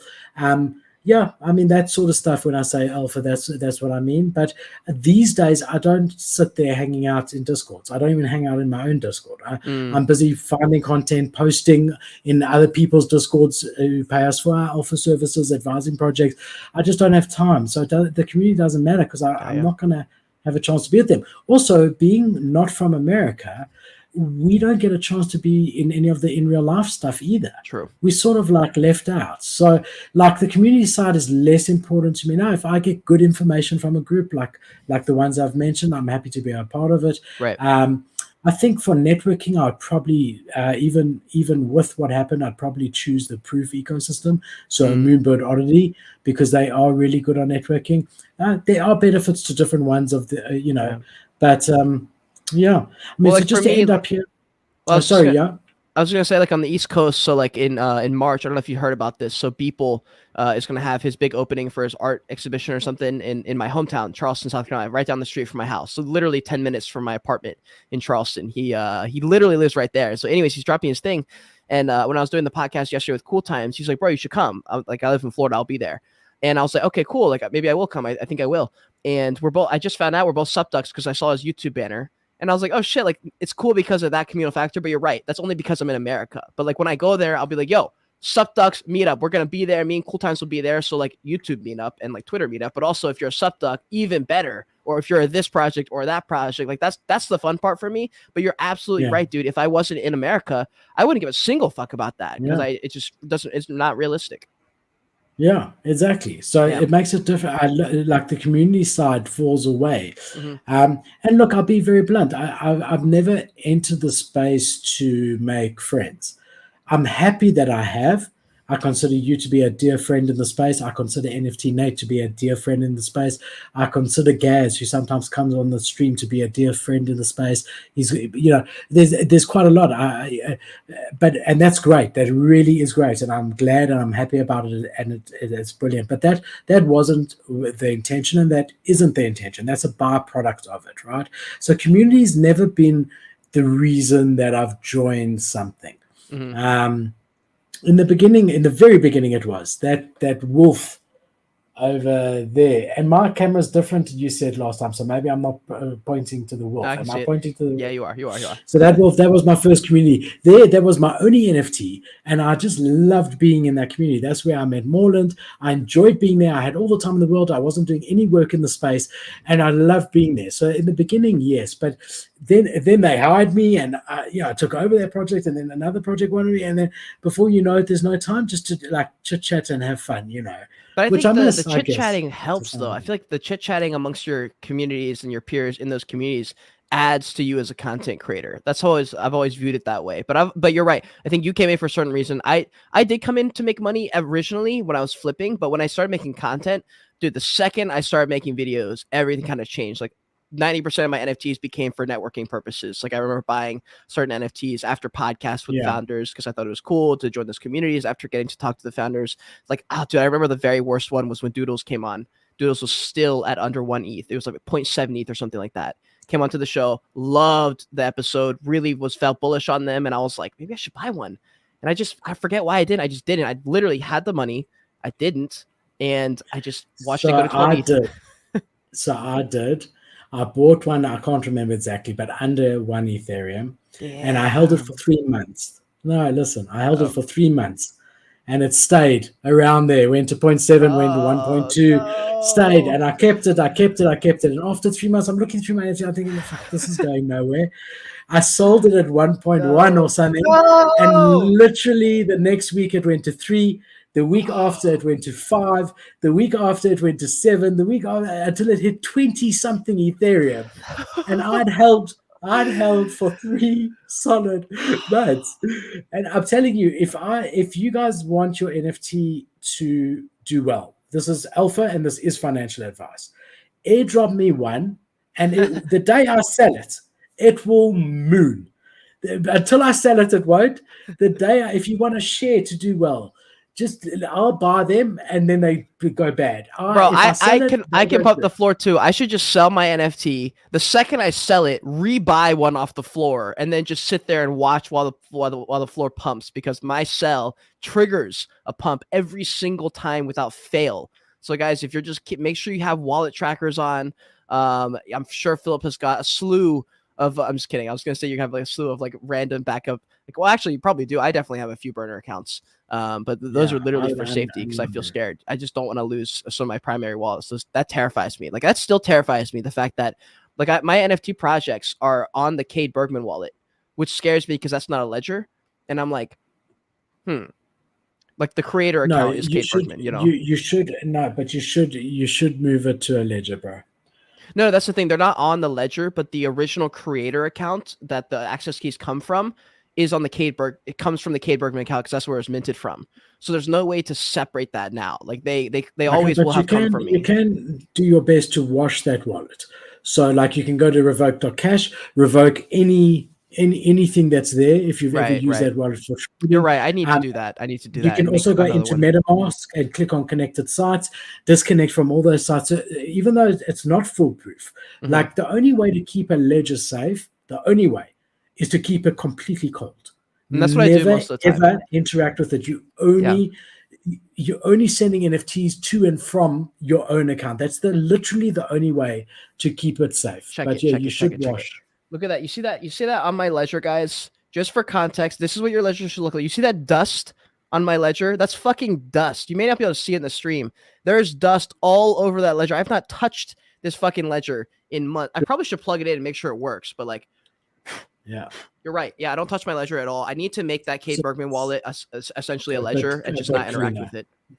Yeah, so clean it up as much as you can, and then don't interact with it. Yeah, I just don't want to transfer everything out of it. I'm like, there's like 100 NFTs that I would have to transfer out of it. I'm like, no.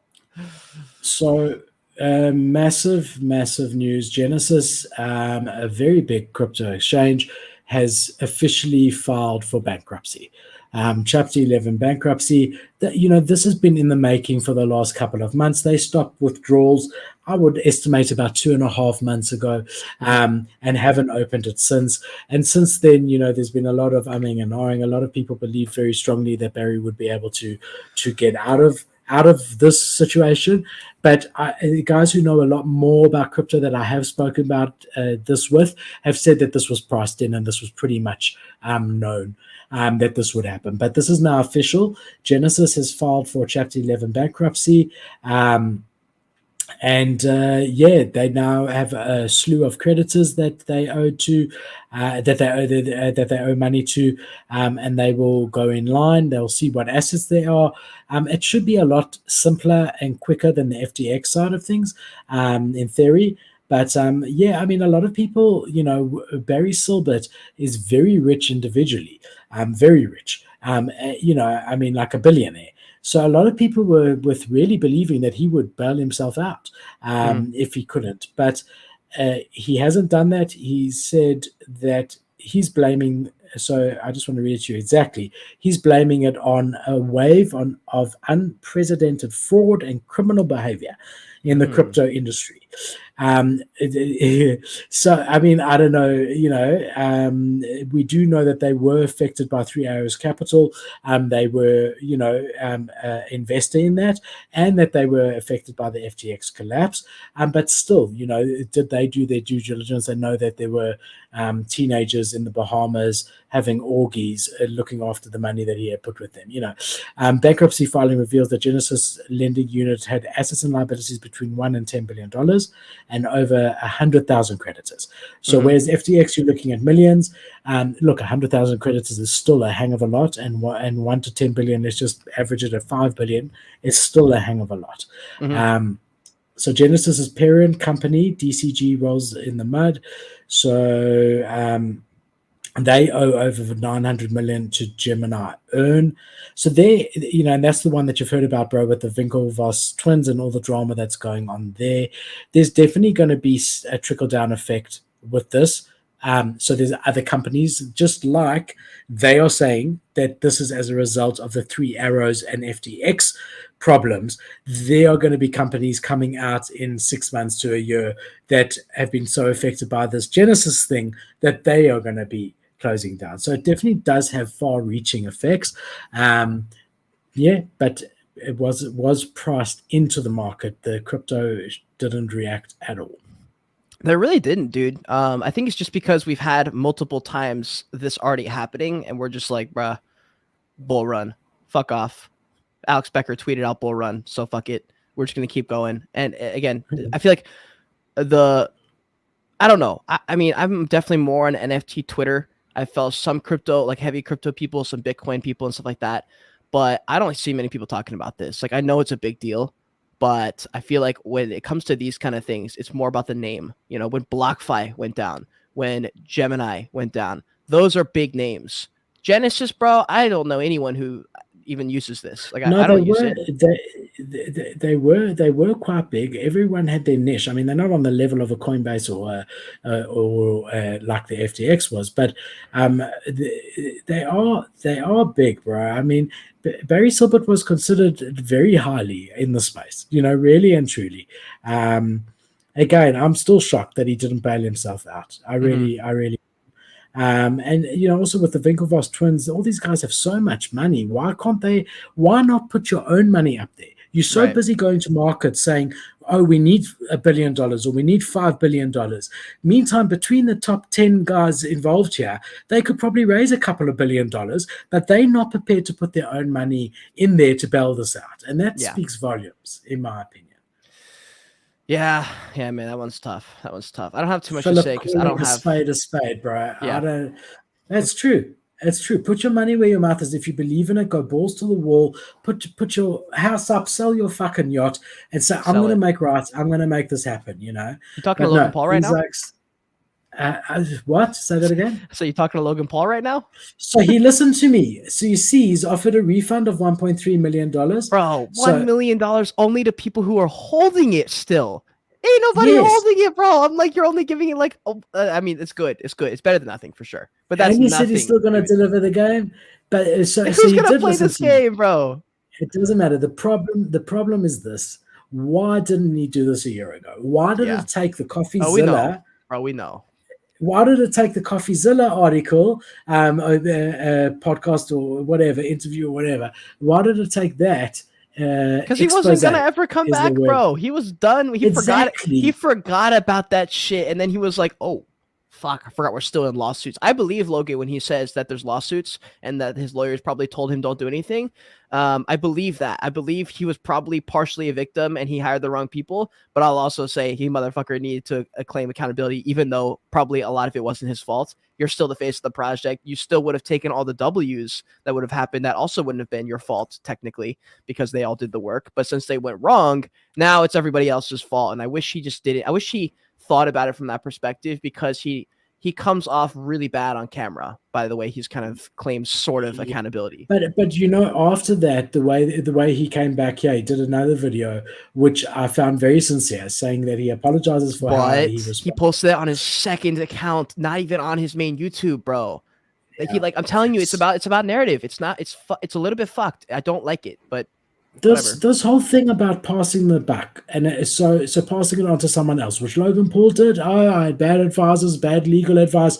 We're seeing that Barry did it with Gemini. Oh, it's FTX. It's fine. There might be some level of truth. All I know is I've been a business owner, a sole business owner for 20 years, and I know that every year when I sit down with my accountants after they've sat with the bookkeepers and I look at the financial statements, the last page there says that I am signing that I understand what's there, and if anything is wrong, I'm liable. Now, I'm not an accountant, and to be really honest, I try to understand because I know I'm signing that, and I sit with them for hours and hours and ask questions, and I have a pretty good grasp of what but I'm not the accountant preparing those. I'm not the bookkeeper, but I know the buck stops with me, right? And where is that accountability in all these things that we've discussed over here? Where is that? Do you think at 26 years old, you also would have shared that? You think you would have assumed, like, because I think sometimes we forget Logan was a kid, when he messed up his big time mess ups, he was like 22. So he literally was a kid. And now he's 27, 28 or something like that. He's still really fucking young. What do you think about him being in a position of power at that level and influence and being the head and the CEO of a lot, like, dude, too many businesses at this point. He's got like 20 of them running at the same time. Liquid Marketplace, what happened to that? I have no idea. What do you think about that, being that age and running all those things? Yeah, it could be inexperience. It definitely could. Yeah, it could, and it could also be in over your head. You know, that's what I think. Yeah, it could be. No, it could be. But I also know, like, for a long time, for as long as I can remember, I don't want to say from the beginning because I don't remember 20 years ago, but I know if my employee misquotes someone. So let's say that this bottle cost me $5 and we sell it at $10 and she quotes $1, and the client accepts the quote and we do an invoice and then the client pays. There's now a contract of sale together at $1, even though it cost me $5. That's a legally binding contract. The invoicing and the payment binds that we don't phone the customer. We don't. I know that it's binding, and I'll lose $4 on 1,000 bottles. Because in the end of the day, I don't know. I think I've always been like that, but I don't remember 20 years ago. But I think that gets respected in the space, in any space that you're in. Agreed. Like, your clients know. After the fact, we deliver the bottles. We just say, look, we wanted to let you know for future orders, the price of this bottle is supposed to be $10. There was a misquote. That's not your problem. It's our problem. We've delivered. You're happy, just so that you know going forward, because otherwise it happens again. Hold on, you know. But yeah, I mean, the buck stops there. Even though it was an employee who did it, it binds me. It binds us as a company. So I've never used the excuse, sorry, I had bad advice. Even if I did, I have to take accountability for that bad advice. I've got my own brain. I can think for myself and say, is that right or is that wrong? So yeah, that's my feeling on it. Yeah, for sure. Where FTX stuff coming up next, maybe? A little bit. Shit. It's interesting, bro. It's interesting. I mean, this is weird as fuck. Let's just call a spade a spade. Oh, we just got demonetized for this segment. So let's just run with it. This is fucking bullshit. What the fuck is going on over here? It seems like people are trying to spin a narrative. Someone's trying to spin a narrative. One of the narratives is that Sam Bankman-Fried is saying this is ridiculous. He shouldn't be doing this. And then the other side is like, no, Sam Bankman-Fried is the one pulling the strings, and everyone else is pretending that they're going against this guy, that they're arguing in this fake. No, beef. John Ray is independent. I believe that with all my heart. I really do, because this is his business, and a core part of his business is going into failed companies and recovering funds for them to the best of his ability. If he loses that integrity in that process, he's finished forever. And he's done well. He doesn't need, like, yes, he hasn't done FTX billions well, but he earns an absolute fortune for doing what he does, and I think he enjoys it. And I first of all, the Wall Street Journal came out with this, a very notable thing, and then we've started to see more of it saying. But to think, for those of you that don't know, John Ray in an interview said that everything is on the table. He was asked, is it possible that they would ever reopen FTX now that they've found $5 billion of the approximate $10 billion that's owed? And he didn't say, like everyone thought, absolutely not. He said everything is on the table, meaning that maybe. Yeah. Now, how can you, on the one hand, how can you say, that, this was an absolute fraud. He's never seen such a, mismanagement of funds and such a fish and chip shop being run. Yeah. And this was run like as he's never seen a worse run company, let alone a $10 billion company. And then say, oh, maybe we'll start all this shit up again. Well, I don't understand. I mean, he wants to run it, so he's going in with the mentality that I'm going to fix this thing and save this thing. I just think a much better plan is to just start a new one, dude. You just can't have the same name. You can't have FTX again. Like, what do you think? People are going to buy back in? He's set up a task force to explore this. Maybe he's just crossing all his T's and dotting his I's, saying, look, this might potentially be in the best interest of the creditors to restart it with the intention of making good on it. Let's explore that. We have an obligation to explore every single potential route that could potentially deliver money, as much money as possible, back to the people who are owed money. Let's open it up and investigate it. And maybe it's just been blown up. Or Sam Bankman-Fried has a big fat bag of FTT tokens, and if Sam Bankman-Fried gets a bunch of money because FTX runs back up again, FTX now is, or Sam Bankman-Fried now has money. I'm just telling you, bro, there's a chance that SBX is behind all this. There's a chance that SBX is never going to go to prison. Also, I was going to lead into that story a little bit. Apparently, they're having security issues at his home. So you guys who've been keeping with the story, he's homebound right now. He's stuck at home with his parents. At his parents' house, yeah. Yep. And Crypto Dream, shout out Crypto Dream for sending me this article. But apparently, people are threatening him, driving him to the house, talking shit, basically saying, we're going to kill you. You're not going to make it out of here. And then driving off before security could find them. And he feels scared. That's interesting to me, bro. Maybe we'll both be wrong. What's going to happen if our bet goes out the window because he gets killed? Are we going to have to, like, what's going to happen? Maybe Crypto Dream has to give up 0.1 ETH. Look, I think being neurotic, even for anyone, is normal in the circumstance. You've stolen, whether allegedly stolen, billions of dollars from people, and I think there's a lot of people that want to really wring his neck.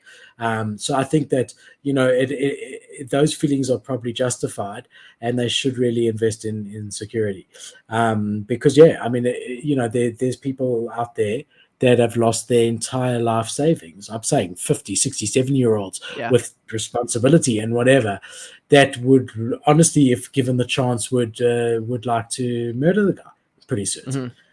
So I mean, I think he should be scared. I'm not threatening him. I haven't lost anything, and I'm not doing anything. It sounds a bit threatening, but I do think he should be scared. But I mean, look at this, bro. I mean, the token is sitting at $2.2. That's a lot, Cade. It's an insolvent company that owes more money than it has. That's a lot of money. That's how you know it's all. It's got to be all traders then. They're people just trading speculation because we're in a little bull run right now. It went to 0.0. Let's just have a look at the low here. This is December. That's not even far back enough. But I mean, even there, it was 70 cents. It's not letting me go even far back enough, but it's now, $2.70, $2.80. It's incredible. Wow, that's actually... It hit $2.70, $2.80, the high, It's now sitting at $2.25, but I mean, interesting stuff. I maintain they're not going to restart it. As you said, they've blackened their name in the space. Why start, first of all, with a hampering of the name being smudged, but more importantly, you're starting off with $2, $3, $4 billion of debt that the next year or two you're going to be working to try and pay back. Rather, as you said, just start a new exchange. I mean, it doesn't make sense. I think he's just exploring all options so that he can say that he looked at every possible route. Just in from Pio from the Nifty Show on Twitter, he says, reminder that Crypto Twitter told you that with 100% conviction that SBF fled to Argentina on a private jet, not once, but twice. So I don't know. I guess some of this information about SBX and FTX story is starting to develop. People got their thoughts weighing in on it. What? Hold on. We've got a bet going here. If the guy flees, I owe you 0.1 ETH. What did Pio's tweets say? He's saying that remind yourself, or like, don't forget that Crypto Twitter told everyone that they had basically that he had fled to Argentina on a private jet get you. twice. What is he saying that in relation to into this news about FTX chief saying that it could restart the crypto exchange? I am gonna assume yes. Let me check out the Just title of look their at show this morning. So their show title was Genesis files for bankruptcy, but I'm gonna assume that they got the news article from the same place that also would have published the FTX article. So I'm gonna assume yes. Very, very interesting. Yeah. All right, we got a couple of other small news stories, and then we're going to finish off here, my brother. That's all the major ones done. Let's have a look here. We got Twitter quietly in the background have added 30 tokens onto their crypto price index feature. So even though not much is being said, he's definitely slowly going into a bit more of a push with cryptocurrencies. And really not made a big noise about it. The new additions are part of the social media giants dollar cash tags feature that was announced, and they included Tether, USDT, XRP, Solana, AVAX, ADA, Doge, Shiba, and a few others. So yeah, he wants to incorporate crypto, and he's making moves to do it. Very interesting. Yeah. I was disappointed when he did that poll, and everyone said he should step down. He said as soon as he finds a replacement, he'll step down. I don't know. Yeah, that's tough to know if it was real because that got a lot of positive press. Like I remember even Vitalik Buterin said, "I actually respect this." I also don't think that it's a bad move. Like because he can still run whatever he needs to run, but like the specific position of the CEO is a very specific position to be in. Like not everyone is a good CEO. So for him, he might be a better CEO at SpaceX or Tesla because he grew those from the ground up. Versus Twitter, he's like, okay, maybe this isn't the kind of company I should be CEO at. Maybe it should be someone else. I don't really have a problem with that. The idea of these tokens coming out is very interesting to me because this is going to add an entire new market of monetization for content creators, betting on content creators. Who's going to have the coolest guest next week? Is Rock Radio going to do it? Should we, tip? Should we invest? Like, I just think that's going to become a gamified world of content creators, of consumers, and it's all going to be blended together into this beautiful framework of the foundation of the fucking metaverse, fam. The metaverse, baby. So like I predicted that Mark Zuckerberg will be stepping down from Facebook. It's not news yet. I've got a prediction here. Do you want to know who I think the next CEO of Twitter is going to be? Oh, wait. Let me see if I can guess it. Would I guess it, you think, or no? Possibly.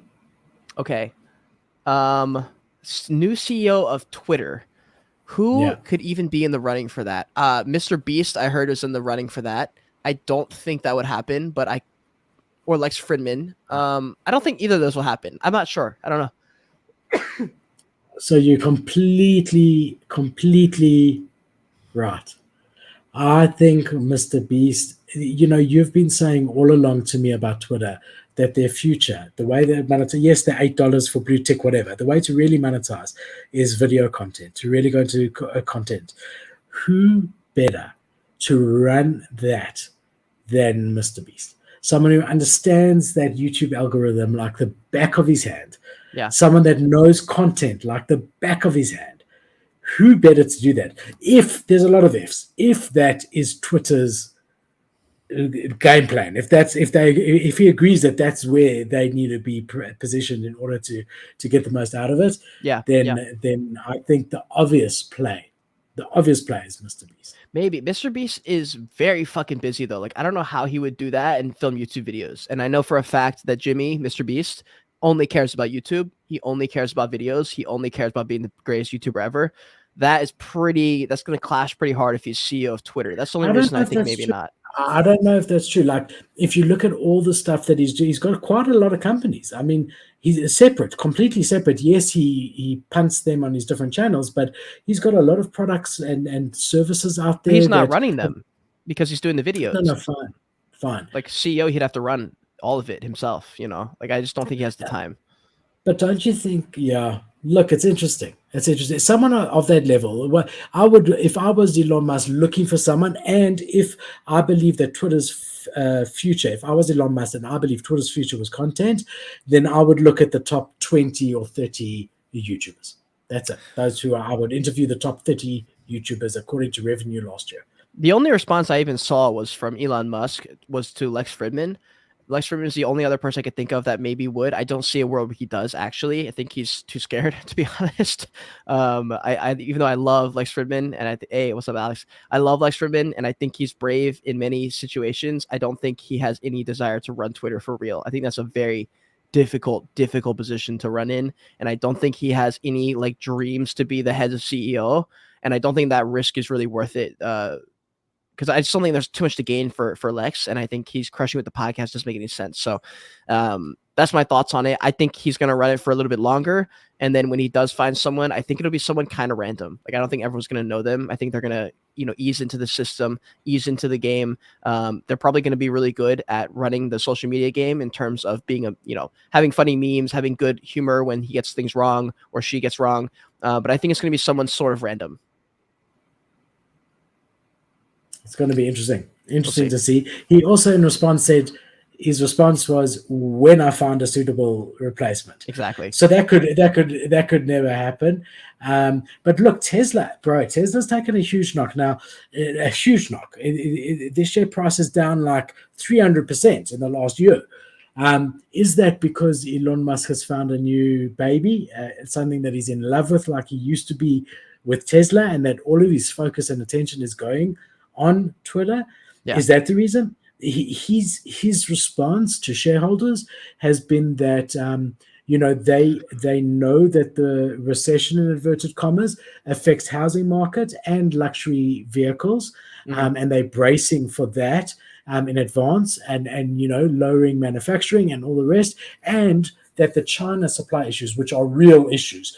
I mean, China, you get different parts from different parts of China, and one of those parts gets locked down because of COVID. You can't get the one part that you need. That screws your whole production line. So those are his two reasons for doing it. Or is it just that he's now in love with Twitter? No, I think he's gonna. I don't know. I don't. With Twitter, because of what Twitter is, I think it's almost impossible to run it the way we want it to be run. Like, we want things to happen and we want people to make decisions and stuff. I just don't think, like, it takes a long time to get things done, I think. I don't know. And because he fires so many people, he's keeping only people who are relevant. I don't think he has a particular time frame to get things done.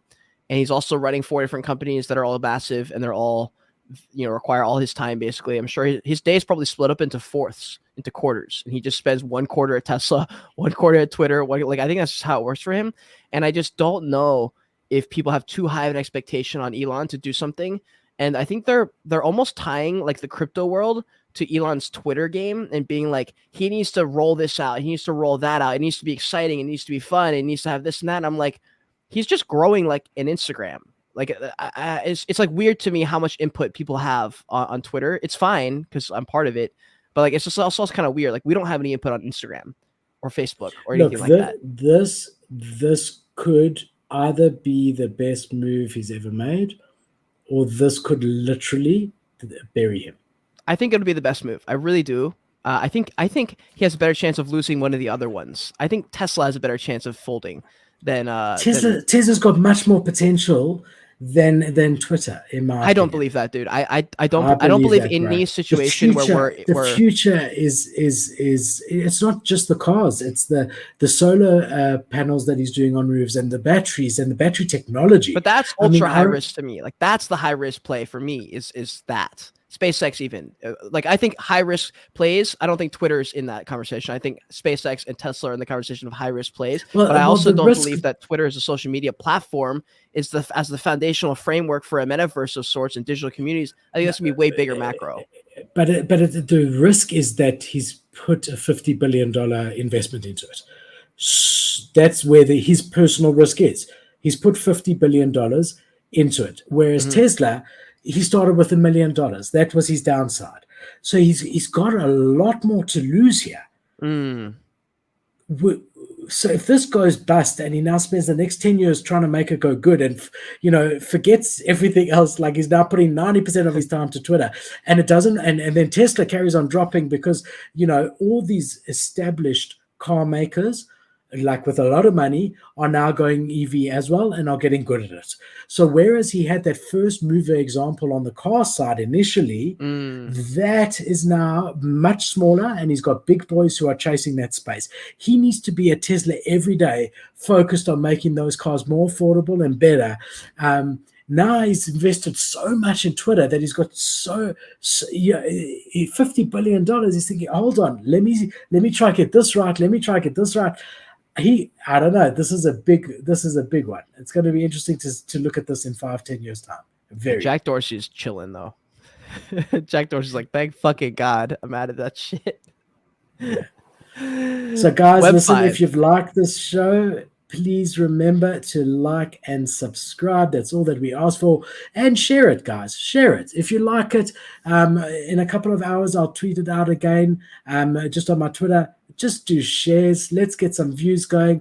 And thank you for joining us. We are here every single Friday. Freestyle Fridays, Kate and I, 9:30 CEST. Come back. We love having you. Keep bringing you the latest NFT, crypto, and Web3 news. Thank you, everybody. Keep well.